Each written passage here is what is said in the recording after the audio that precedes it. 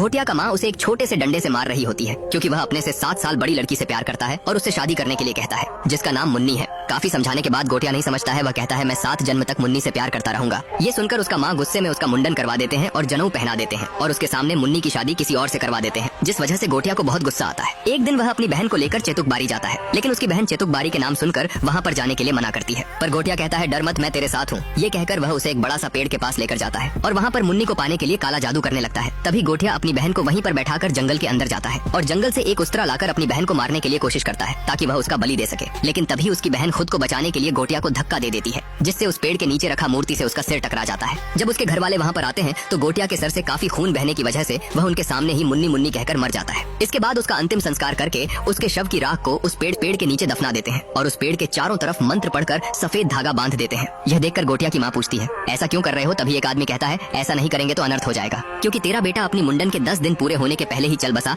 अगर वह जाग गया तो ब्रह्म राक्षस बनेगा। इसके बाद कहानी कुछ साल आगे जाता है। बिट्टू एक डरपोक लड़का था। वह हर छोटे छोटे चीजों से बहुत डर जाता था। वह अपने माँ के साथ अपने पार्लर में काम करता था। एक दिन जब बिट्टू अपने पार्लर जाने के लिए गाड़ी निकाल रहा था, तभी उसे चेतुकबारी का विजन आने लगता है, जिससे वह बहुत डर जाता है। अगले दिन रात को बिट्टू जब अपनी फ्रेंड बेला के साथ क्लब पर होता है, तभी बेला का फ्रेंड कुबा उसे मैरिज के लिए प्रपोज करता है और बेला भी उसे एक्सेप्ट कर लेती है। यह देखकर बिट्टू का दिल टूट जाता है क्योंकि वह बेला को मन ही मन प्यार करता था। तभी उसे फिर से चेतुकबारी की विजन आने लगता है, जिसमें कोई उसे उसके पास आने के लिए बुला रहा था। अगले दिन बिट्टू अपनी माँ और दादी माँ के साथ गाँव जाता है क्योंकि उसके बहन की शादी थी। बिट्टू जब अपनी बहन के साथ घूम रहा था तब उसे चेतुकबारी दिखता है और उसे फिर से कोई वहाँ पर आने। बिट्टू जब गाँव घूमने के बाद घर पर आता है तो देखता है कि उसकी माँ और काका के अंदर झगड़ा लगा है। उसके काका को चेतुकबारी की जमीन बेचना था, जिसे सुनकर बिट्टू की दादी माँ उन्हें मना करती है और कहती है वह जमीन श्रापित है, जिस वजह से गुस्से में बिट्टू के काका बिट्टू को अपने पिता के मरने के पीछे का वजह बता देते हैं और कहते हैं, तेरे बाप को बोला था चेतुकबारी मत जा, लेकिन पागल था तेरे बाप। सभी का मना करने के बाद भी अकेला ही चेतुकबारी के पेड़ जलाने के लिए निकल गया और पैर फिसलकर समुद्र में डूब कर मर गया। और तू भी उसके तरह पागल है।